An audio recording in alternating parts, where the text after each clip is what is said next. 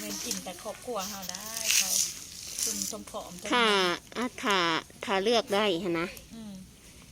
แบบว่าคันถามว่าตอนนี้จะมีโอกาสเห็ดจะเห็ดหยัง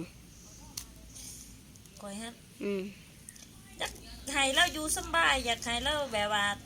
คือเฮาโอนไปให้เราซื้อหยังแล้วก็ซื้อนะคือแบบว่าคือแม่ยังยั่งนะความคิดของข่อยได้เจ้าเสียดายเวลาที่ผ่านมา